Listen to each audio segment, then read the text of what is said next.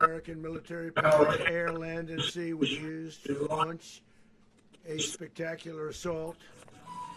And it was an assault like people have not seen since World War II. It was a force against a heavily fortified military fortress in the heart of Caracas to bring outlaw dictator Nicolas Maduro to justice. This was one of the most stunning, effective, and powerful displays of American military might and competence in American history. And if you think about it, then some other good ones like the attack on Soleimani,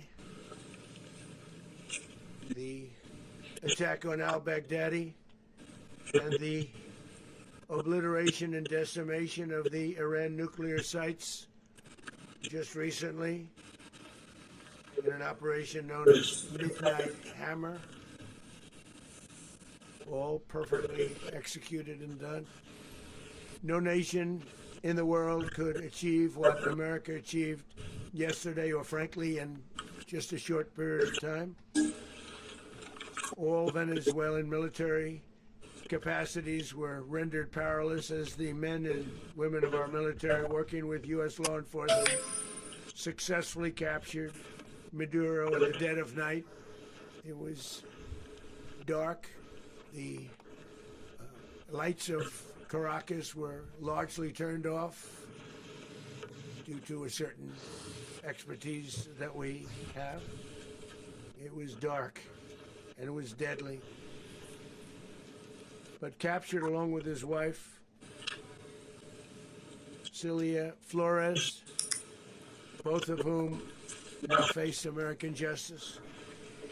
Maduro and Flores have been indicted in the Southern District of New York, Jay Clayton, for their campaign of deadly narco-terrorism against the United States and its citizens. I want to thank the men and women of our military who achieved such an extraordinary success overnight with breathtaking speed, power, precision, and competence. You rarely see anything like it. You've seen some raids in this country that didn't go so well. They were an embarrassment. If you look back to Afghanistan, or if you look back to the Jimmy Carter days, they were different days. We're a respected country again, like never before.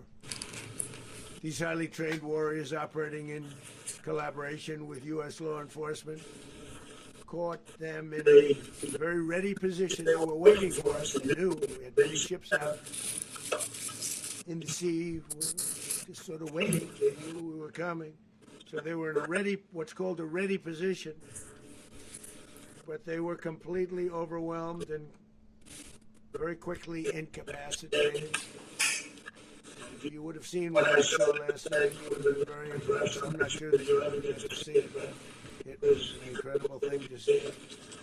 Not a single American service member was killed, and not a single piece of American equipment was lost. We had many helicopters, many planes, many people involved in that fight. But think of that, not one piece of military equipment was lost, not one service member was, more importantly, killed. The United States military is the strongest and most fearsome military on the planet by far, with capabilities and skills our enemies can scarcely begin to imagine. We have the best equipment anywhere in the world. There's no equipment like what we have, and you see that. Even if you just look at the boats, you know, we've knocked out 97% of the drugs coming in by sea.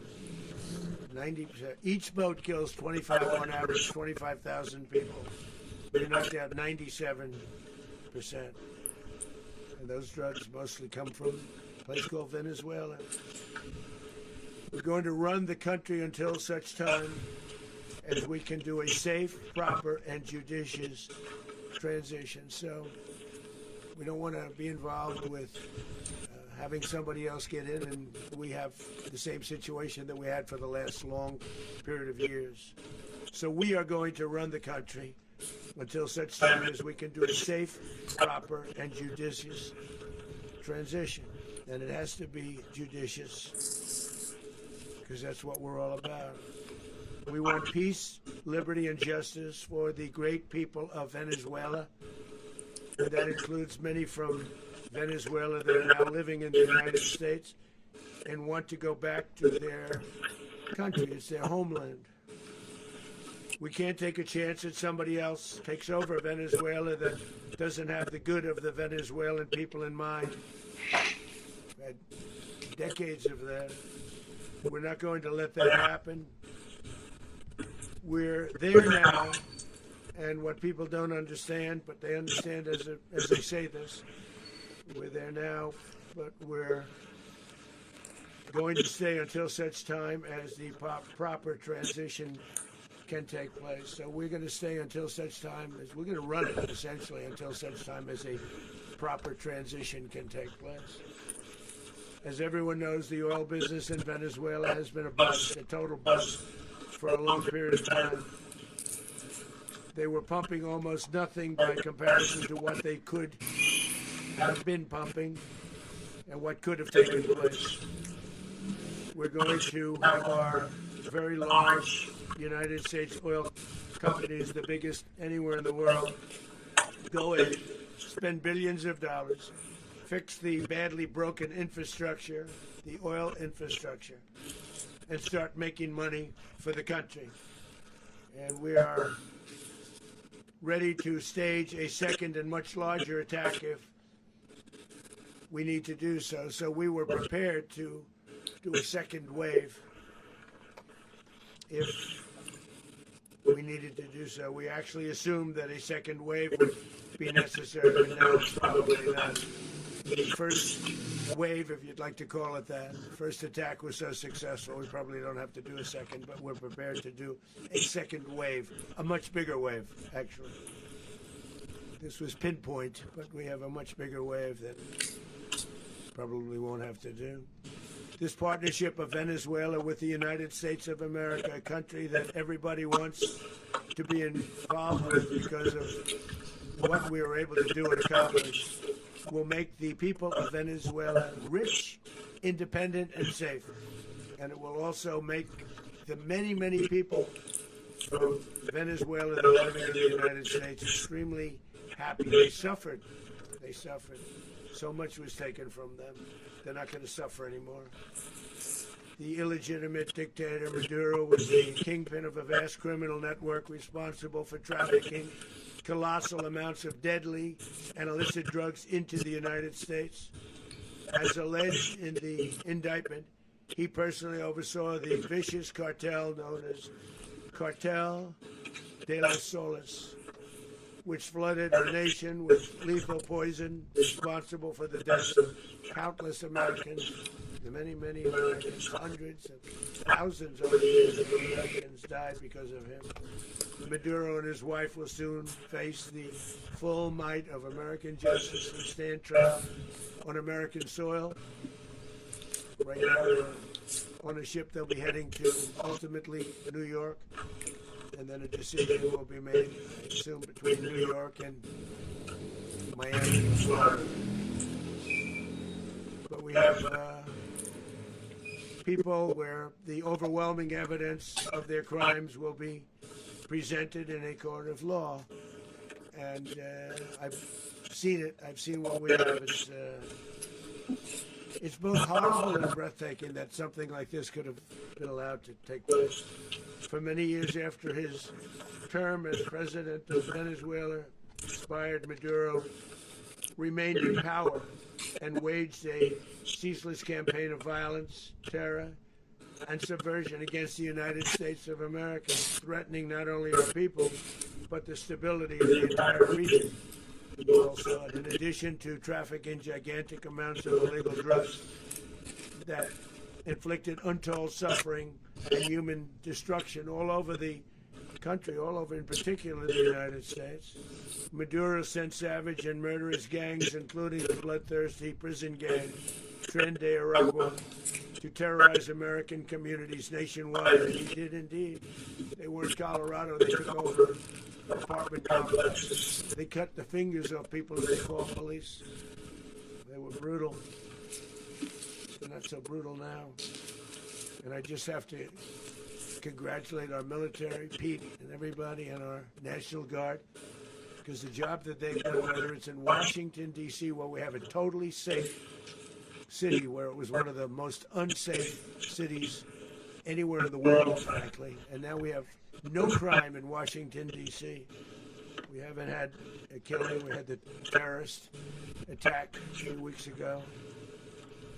A little bit of a different kind of a threat, but we haven't had a killing in a long period of time, 6-7 months. We used to have two, on average 2 a week in Washington, our capital. We don't have that anymore. The restaurants are opening. Everyone's happy. They're going, they're walking their daughters, they're walking their children, their wives. They walk to restaurants. Restaurants are opening all over Washington, D.C. So I want to thank the National Guard. I want to thank our military. And I want to thank law enforcement. It's been amazing. And they should do it with more cities. We're doing it, as you know, and we're doing it in Memphis, Tennessee right now, and crime is down. We've just sort of started a few weeks ago, but crime is down now 77%.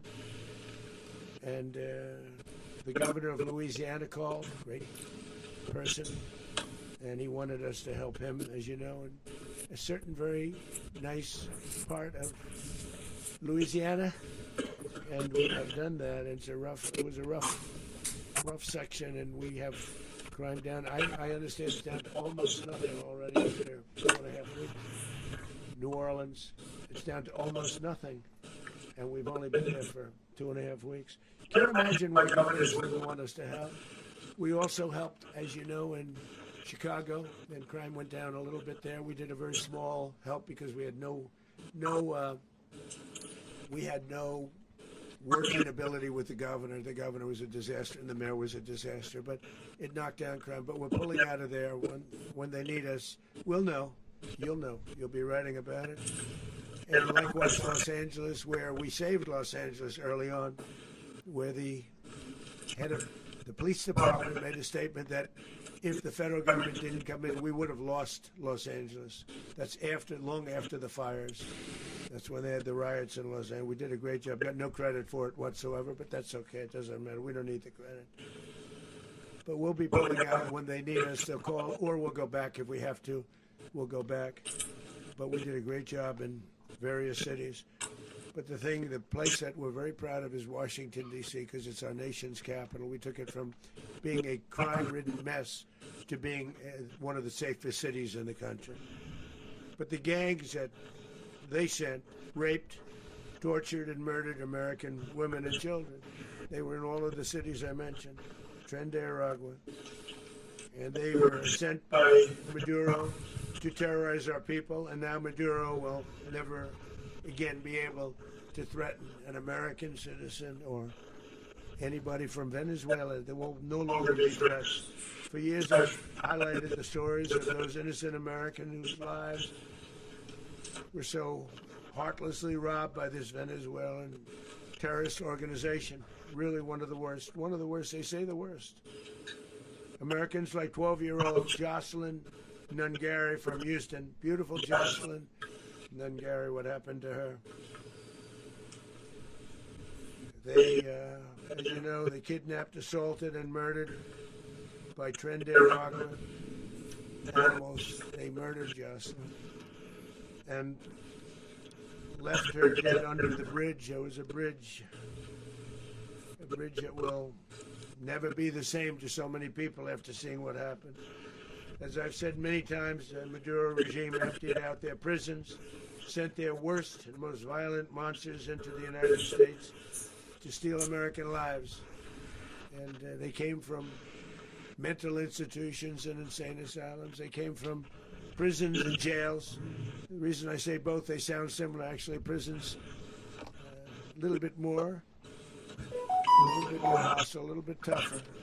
A mental institution isn't as tough as an insane asylum, but we got them both. They sent from their mental institutions. They sent from their jails, prisons. They were drug dealers.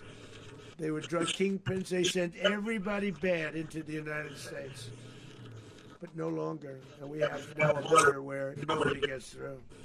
In addition, Venezuela unilaterally seized and sold American oil, American assets, and American platforms, costing us billions and billions of dollars.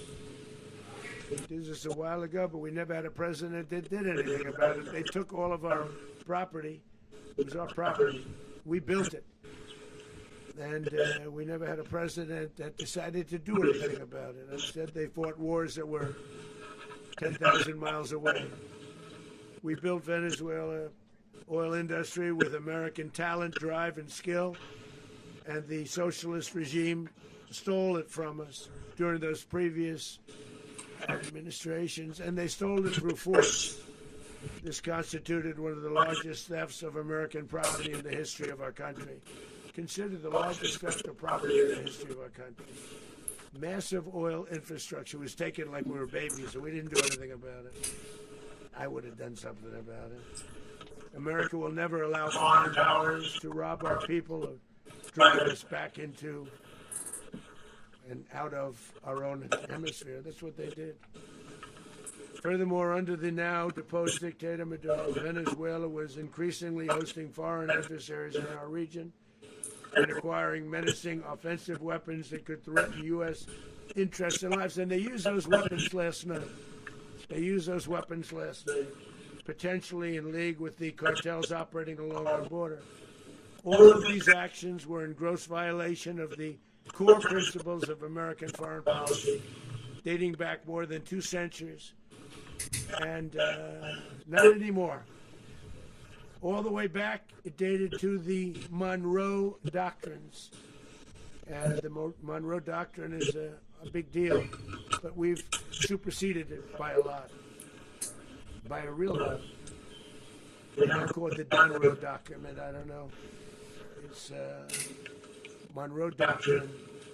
We sort of forgot about it. It was very important, but we forgot about it. We don't forget about it anymore. Under our new national security strategy, American dominance in the Western Hemisphere will never be questioned again.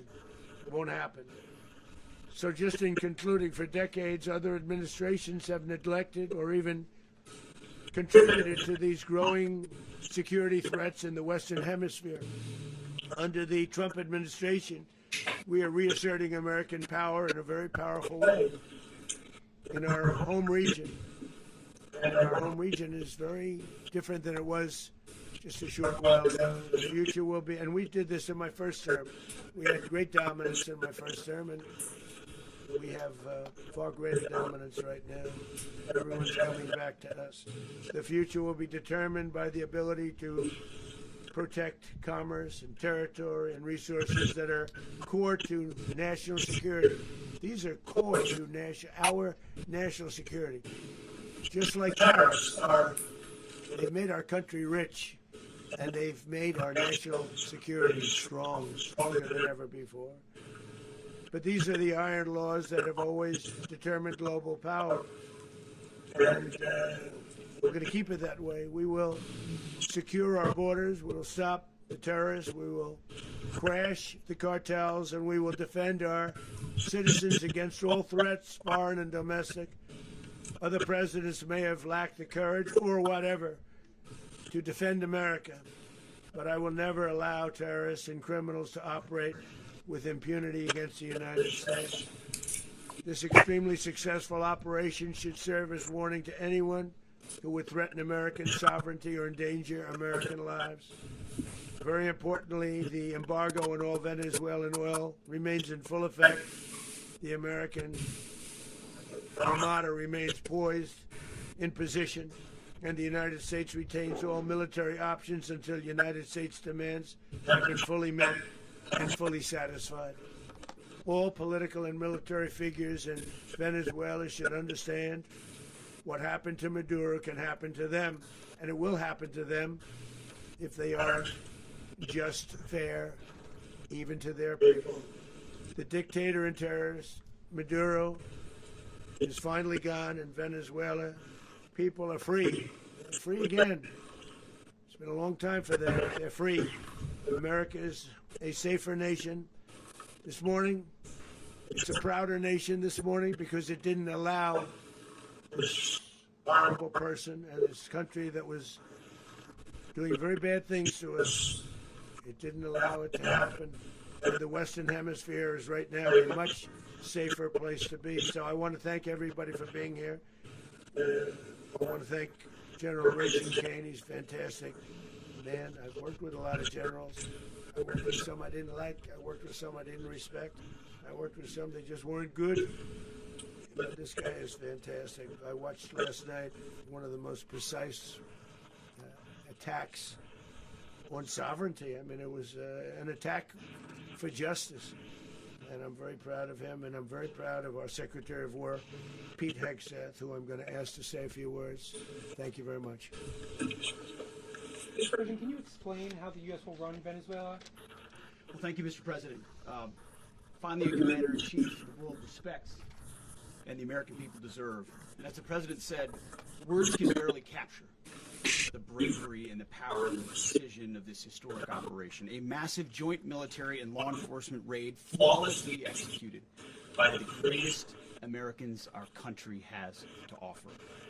American warriors are second to none, the best in the world and the best of our country.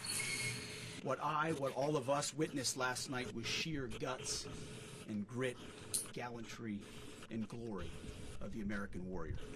I'm simply humbled by such men. And I tip my hat to our chairman, Dan Raisin Kane, and all those Americans who stood watch last night. Our warriors are the elite of America, and again, President Trump has your back. No other country on planet Earth, and it's not even close, could pull this kind of operation off. And no other president has ever shown this kind of leadership, courage, and resolve. The most powerful combination the world has ever seen. As the President said, our adversaries remain on notice. America can project our will anywhere, anytime. The coordination, the stealth, the lethality, the precision, the very long arm of American justice, all on full display in the middle of the night. Nicolas Maduro had his chance, just like Iran had their chance, until they didn't and until he didn't. He effed around, and he found out. President Trump is deadly serious about stopping the flow of gangs and violence to our country. Deadly serious about stopping the flow of drugs and poison to our people. Deadly serious about getting back the oil that was stolen from us. And deadly serious about reestablishing American deterrence and dominance in the Western Hemisphere. This is about the safety, security, freedom, and prosperity of the American people. This is America first. This is peace through strength. And the United States War Department is proud to help deliver it. Welcome to 2026, and under President Trump, America is back. I'd like to welcome now our chairman, Chairman Raisin Kane, to give a few more details about the operation. Mr. Chairman. Thank you, Mr. Secretary. Thank you, Mr. President, and good morning. Last night, on the order of the President of the United States, and in support of a request from the Department of Justice, as the President said, the United States military conducted an apprehension mission in Caracas, Venezuela, to bring to justice two indicted persons, Nicolas and Cecilia Maduro.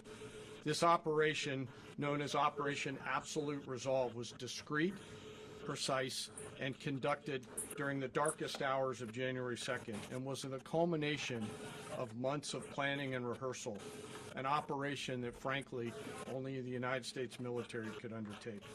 What I'd like to do this morning is talk to you through some of the preparation and the details without compromising any of our tactics, techniques, and procedures. There is always a chance that we'll be tasked to do this type of mission again. Our interagency work began months ago and built on decades of experience of integrating complex air, ground, space, and maritime operations. While the past 2 decades have honed the skills of our special operations forces, this particular mission required every component of our joint force, with soldiers, sailors, airmen, Marines, and Guardians working in unison with our intelligence agency partners and law enforcement teammates in an unprecedented operation. We leveraged our unmatched intelligence capabilities and our years of experience in hunting terrorists. And we could not have done this mission without the incredible work by various intelligence agencies, including the CIA, NSA, and NGA. We watched, we waited, we prepared, we remained patient and professional. This mission was meticulously planned, drawing lessons from decades of missions over the last many years, many missions over these last many years. This was an audacious operation that only the United States could do.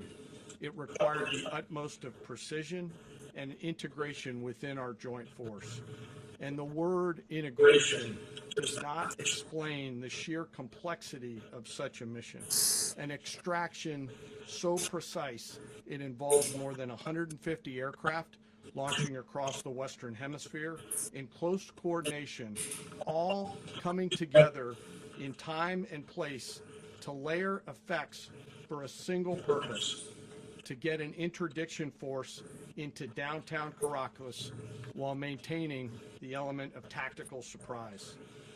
Failure of one component of this well-oiled machine would have endangered the entire mission, and failure is never an option for America's joint force. Those in the air over Caracas last night were willing to give their lives for those on the ground and in the helicopters. Let me talk a little bit about the preparation. After months of work by our intelligence teammates to find Maduro and understand how he moved, where he lived, where he traveled, what he ate, what he wore, what were his pets, in early December, our force was set pending a series of aligned events.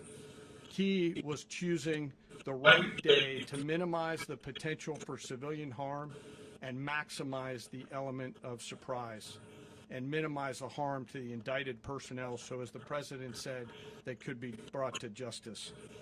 And as the President said earlier today, weather in Venezuela is always a factor this time of the year. And over the weeks, Christmas and New Year's, the men and women of the United States military sat ready, patiently waiting for the right triggers to be met and the President to order us into action. Last night, the weather broke just enough, clearing a path that only the most skilled aviators in the world could maneuver through. Ocean, mountain, low cloud ceilings, but when tasked with a mission, this organization does not quit. At 10:46 p.m. Eastern Time last night, the President ordered the United States military to move forward with this mission. He said to us, and we appreciate it, Mr. President, good luck and Godspeed. And those words were transmitted to the entire joint force. Over the course of the night, aircraft began launching from 20 different bases on land and sea across the Western Hemisphere. In total, more than 150 aircraft, bombers, fighters, intelligence, reconnaissance, surveillance, rotary wing were in the air last night. Thousands and thousands of hours of experience were airborne. Our youngest crew member was 20, and our oldest crew member was 49, and there's simply no match for American military might. As the night began, the helicopters took off with the extraction force, which included law enforcement officers, and began their flight into Venezuela at 100 feet above the water. As they approached Venezuelan shores, the United States began layering different effects provided by Spacecom, Cybercom, and other members of the interagency to create a pathway. Overhead, those forces were protected by aircraft from the United States Marines, the United States Navy, the United States Air Force, and the Air National Guard. The force included F-22s, F-35s, F-18s, EA-18s, E-2s, B-1 bombers, and other support aircraft, as well as numerous remotely piloted drones. As the force began to approach Caracas, the Joint Air Component began dismantling and disabling the air defense systems in Venezuela, employing weapons to ensure the safe passage of the helicopters into the target area. The goal of our air component is, was, and always will be to protect the helicopters and the ground force and get them to the target and get them home. As the force crossed the last point of high terrain where they'd been hiding in the clutter, we assessed that we had maintained totally the element of surprise. As the helicopter force ingressed towards the objective at low level, we arrived at Maduro's compound at 1:01 a.m. Eastern Standard Time, or 2:01 a.m. Caracas local time, and the apprehension force descended into Maduro's compound and moved with speed, precision, and discipline towards their objective, and isolated the area to ensure the safety and security of the ground force while apprehending the indicted persons. On arrival into the target area, the helicopters came under fire, and they replied with that fire with overwhelming force and self-defense. One of our aircraft was hit, but remained flyable, and as the President said earlier today, all of our aircraft came home, and that aircraft remained flyable during the rest of the mission. As the operation unfolded at the compound, our air and ground intelligence teams provided real-time updates to the ground force, ensuring those forces could safely navigate the complex environment without unnecessary risk. The force remained protected by overhead tactical aviation. Maduro and his wife, both indicted, gave up and were taken into custody by the Department of Justice, assisted by our incredible U.S. military with professionalism and precision, with no loss of U.S. life. After securing the indicted persons, the force began to prep for departure.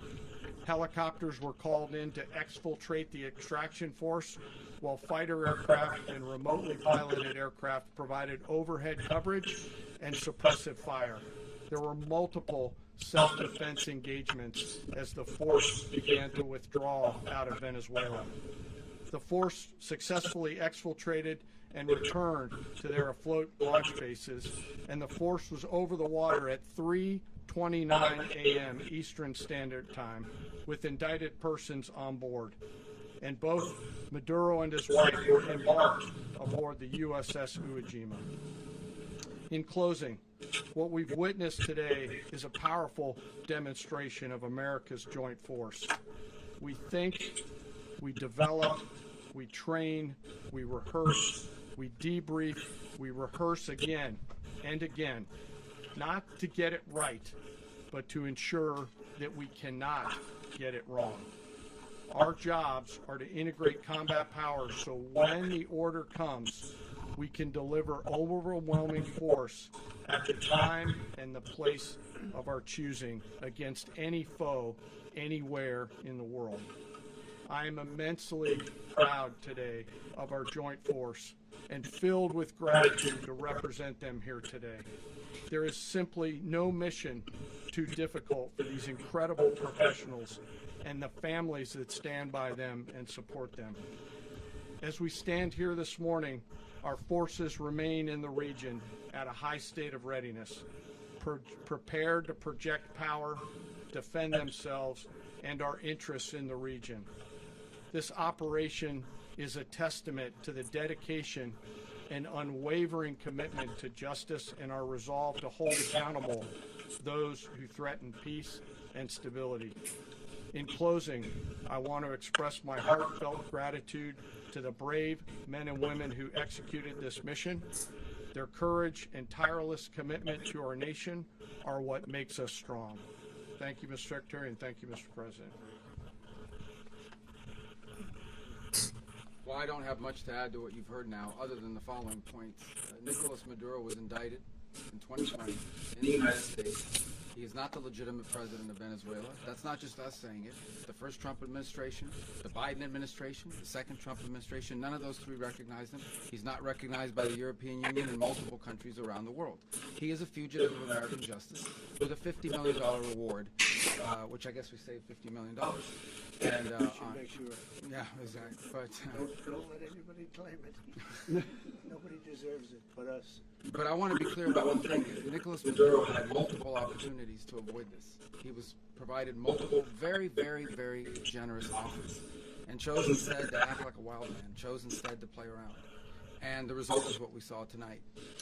The other message here is the following. You have a guy, like many people around the world, they like to play games. You have a guy who decides he's going to invite Iran into his country, is going to, do the confiscation of American oil companies, is going to flood our country with gang members, is going to take Americans prisoner and try to hold them for hostage and trade them like he was able to do with the Biden administration.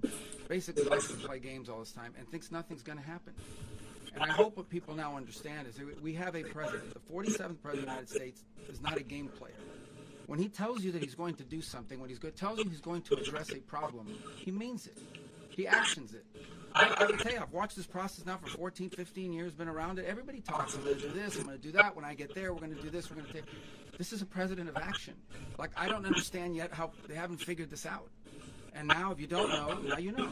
Because this is the way it's going to play out. And I think people need to understand that this is not a president that just talks and does letters and press conferences. And, if he says he's serious about something, he means it. And this is something that was a direct threat to the national interest of the United States, and the president addressed it. There's a president of peace, by the way. I told you what I just said earlier. This guy had multiple opportunities to find his way somewhere else and figure out another. He could have been living somewhere else right now, very happy, but instead he wanted to play big boy. And so now, he's got other sets of problems on his hands. But I think the message here should be for the world. Look, the president doesn't go out looking for people to pick fights with. He's not generally wants to get along with everybody. We'll talk and meet with anybody, but don't play games. Don't play games with this president's in office, because it's not going to turn out well. And so I hope that I guess that lesson was learned last night, and we hope it'll be instructive moving forward. Mr. President. Mr. President. Mr. President. Mr. President. Mr. President. You said that the U.S. is going to run Venezuela. So who's in power right now? Well, we're going to be running it with a group, and we're going to make sure it's run properly. We're going to rebuild the oil infrastructure, which will cost billions of dollars. It'll be paid for by the oil companies directly. They will be reimbursed for what they're doing. It's going to be paid.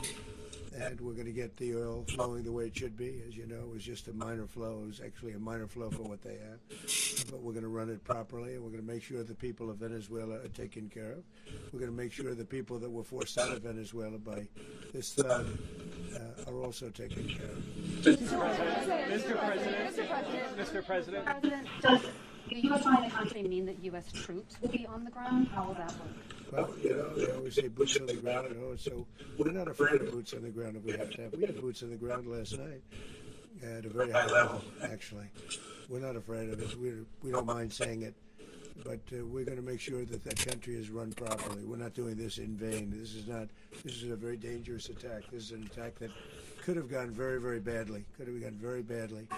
We could have lost a lot of people last night. We could have lost a lot of dignity. We could have lost a lot of equipment. The equipment is less important, but we could have lost a lot.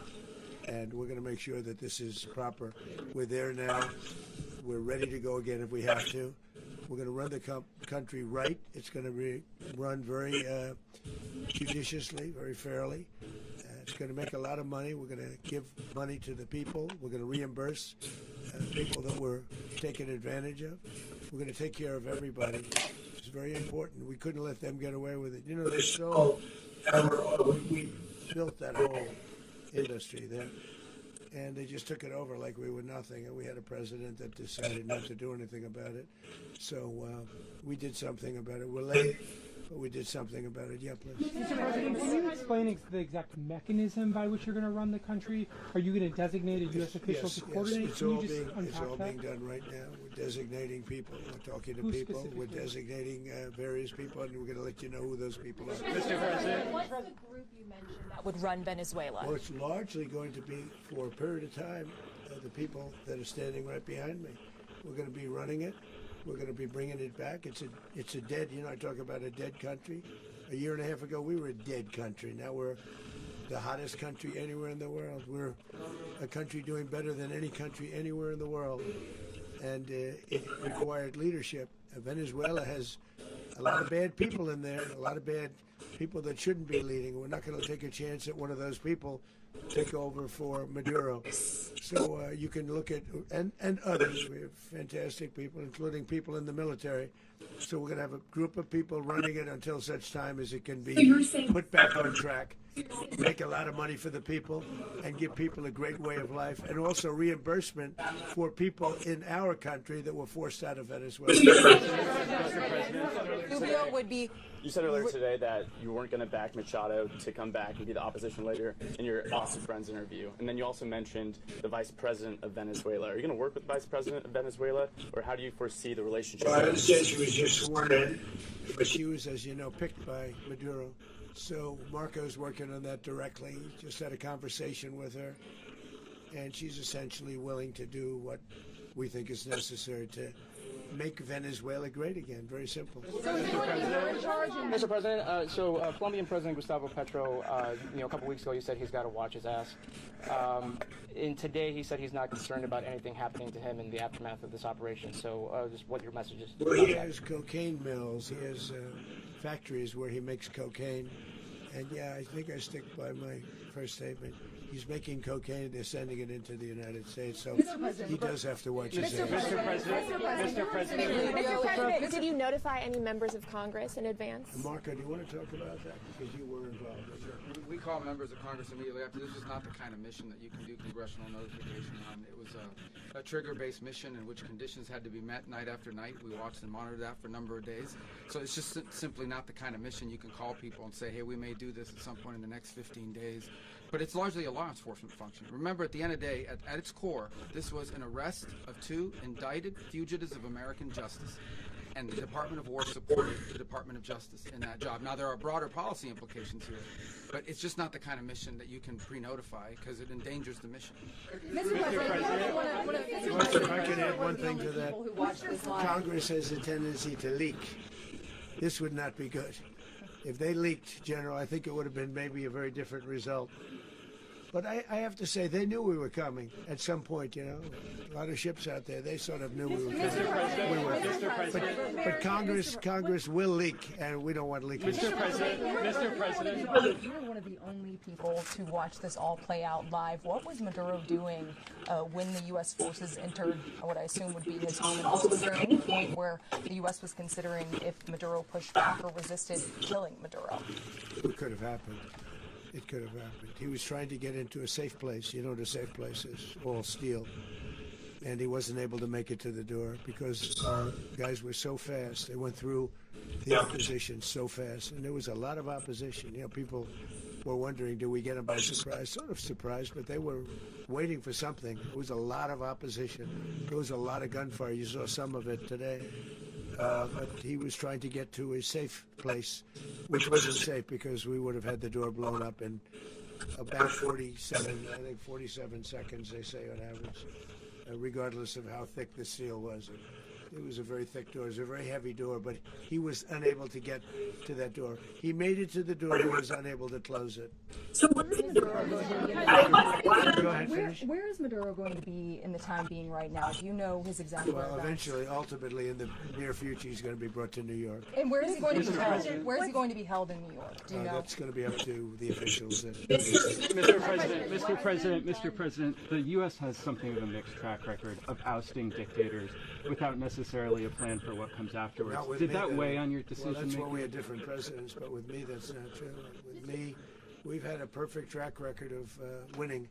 We win a lot, and we win. If you look at Soleimani, you look at al-Baghdadi, you look at the Midnight Hammer. Midnight Hammer was incredible. Right now, you wouldn't have peace in the Middle East. We have essentially peace in the Middle East because of that. If we weren't successful with Midnight Hammer, you wouldn't have peace in the Middle East. So, with me, you've had a lot of victory. You've had only victories. You've had no losses yet. Mr. President, can you? How long do you expect the U.S. to run Venezuela, and how soon do you want Venezuelan people to hold elections? So I'd like to do it quickly, but it takes a period of time. We're rebuilding. We have to rebuild their whole infrastructure. The infrastructure is rotted. It's actually very dangerous. It's blow-up territory. Oil is very dangerous. It's a very dangerous thing to take out of the ground. It can kill a lot of people. It has killed a lot of people doing just that.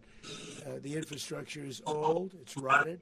Much of it is stuff that we put there 25 years ago, and we're going to be replacing it. And we're going to take a lot of money out so that we can take care of the country. Are you saying that Secretary Rubio and Mr. President, China, Russia, and Iran have interests in Venezuela. How does this operation affect your relationships with them? Well, in terms of oil China and Russia, well, Russia when we get things straightened out.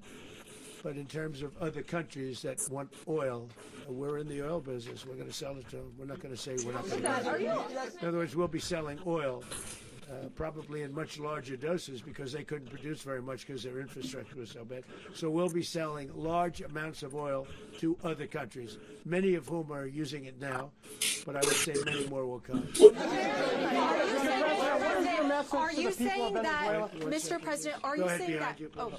Mr. President, thank you. What is your message to the people of Venezuela today? Of course, the civilian population specifically, they have a lot of questions. What is your message to the people of Venezuela? That you're going to have peace, justice. You're going to have some of the riches that you should have had for a long period of time. It was stolen from you.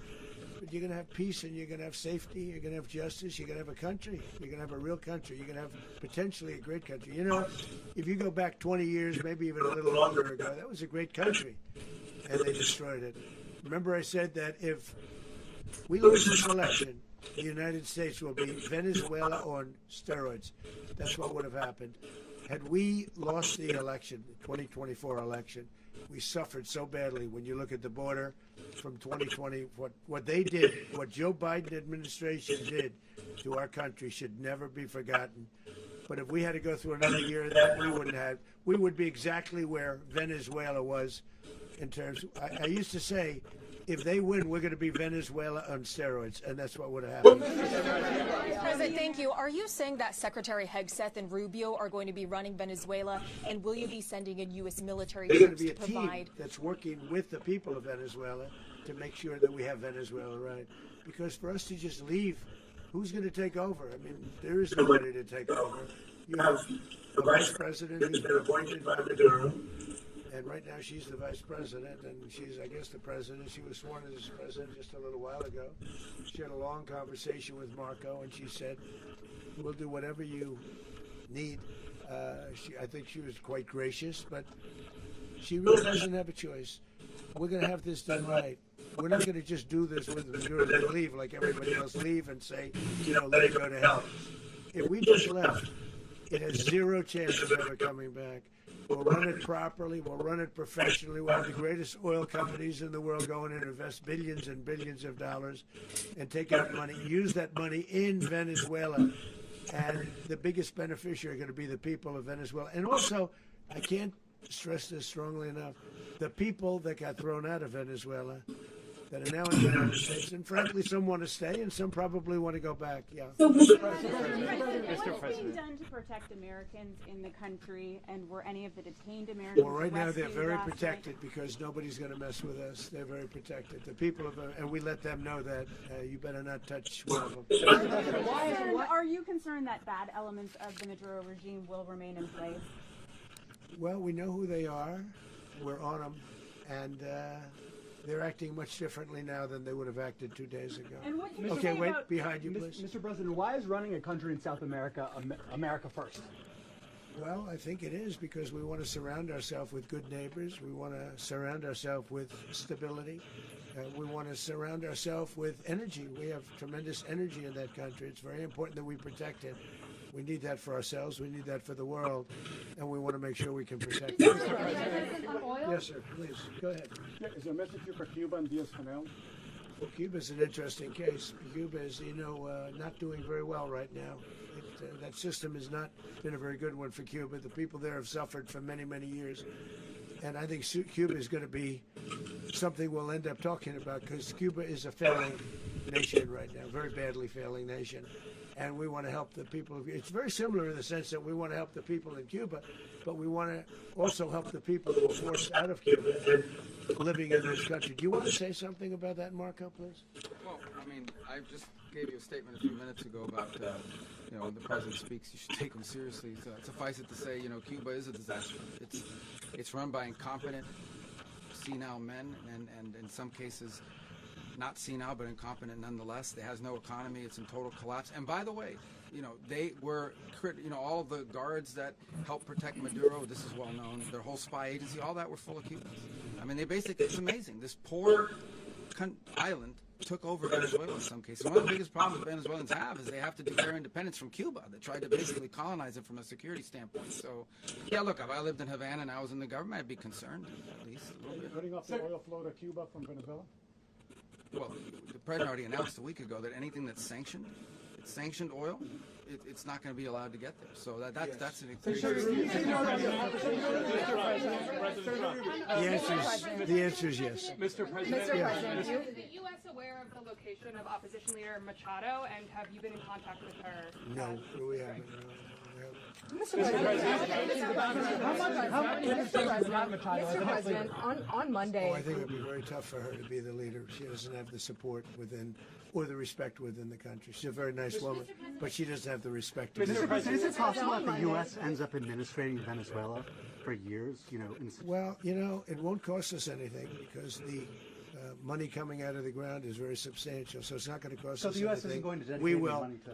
Well, we want safety there. We want to be surrounded by countries that aren't housing all of our enemies all over the world. That's what was happening, and you don't want to have that.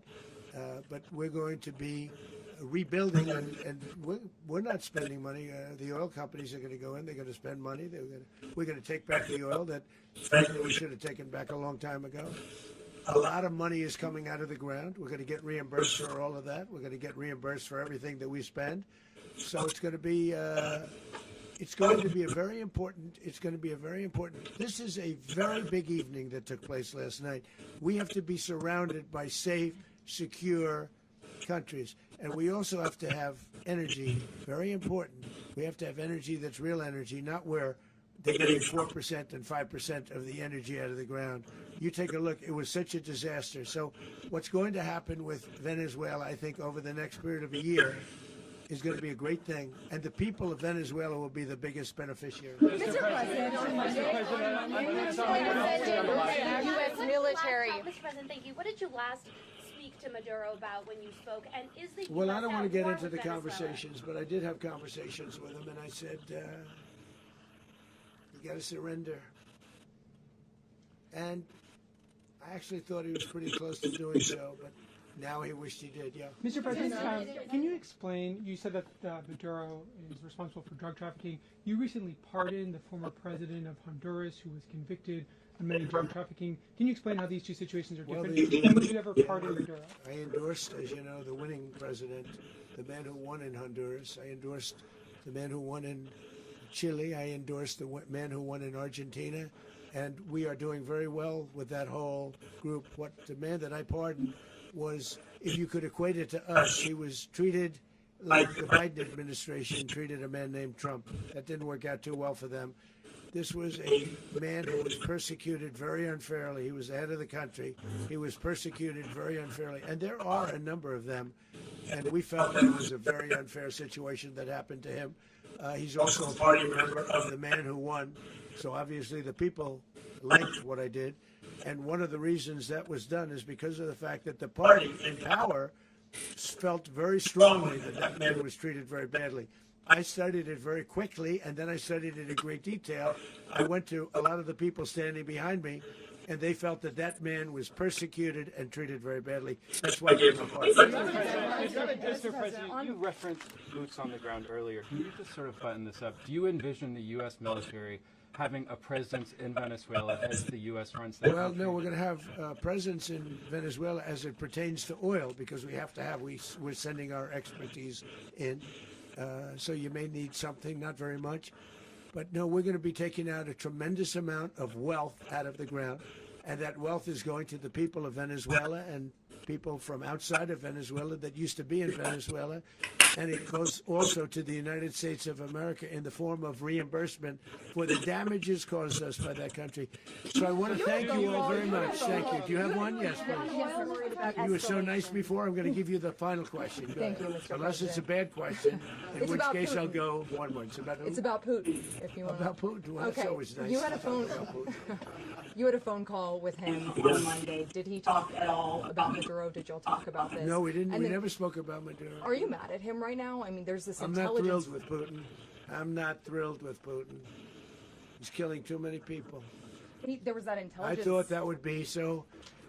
I settled 8 1/4 war. You know what the 1 quarter was? Thailand. In Cambodia, I did it again. They broke out, and I did it in about 5 hours, and I settled it. I'm giving myself 1 quarter, so I'm up to now 8 1/4. In other words, I settled the war, but then they broke out. They had a pretty bad breakout over the last 4 days. I got them to go back to peace, so I only give 1 quarter. I thought the easiest one would be, one of the easier ones would be Russia, Ukraine. It's not, and they both have done some pretty bad things. And look, that's Biden's war, that's not my war. But I want to stop the lives. Did you see where last month, 30,000, it was 27,000 the month before. 30,000, mostly soldiers, were killed this last month. 30,000. I want to stop that. You know, I got NATO to pay 5% instead of the 2% that they weren't paying. They weren't paying 2, now they pay 5. And we send them a lot of munitions, we send them a lot of things, missiles and various other things, a lot. And they pay. The United States is not losing money. We're probably making money on that. It's the last thing I care about. I just want to stop all those people. We're losing 25, 30,000 human beings. They come from 2 places that are very far away. But if I can stop, because it's something I've been pretty good at doing, deals, I guess. It's all a deal. Life is a big deal. But if I can stop that war and stop 30,000 young people, in addition to the fact that people are being killed in Kiev, people are being killed in other cities throughout, you know, a much smaller number, but they're being killed, viciously killed. So I'm not happy about it. I thought that would be something that would get solved. We have Mr. Witkoff here. I think that we're making progress, but that's a war that should have never happened. If I were president, it would have never happened. Putin says it. Everybody says it. If I were president, that would have never happened. But I inherited that war. That was Joe Biden, Zelensky, and Putin. I came into the situation, and it's a mess. And I will say this. I watched an operation last night that was so precise, that was so brilliant. I mean, it was incredible.